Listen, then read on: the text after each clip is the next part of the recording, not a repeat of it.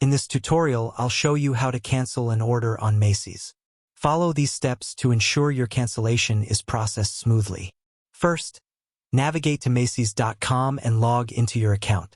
Once you're on the homepage, sign in by entering your email and password. After logging in, click on the account icon, which will bring up a drop-down menu.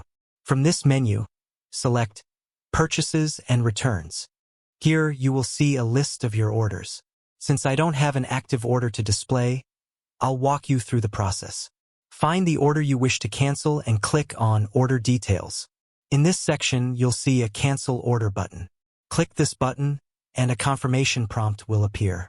Confirm the cancellation by selecting Yes.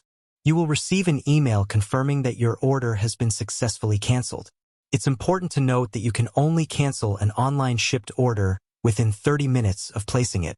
For in-store or curbside pickup orders, you have 15 minutes to cancel. The same 15-minute window applies to same-day delivery orders. If you found this video helpful, please like and subscribe. Thanks for watching and see you next time.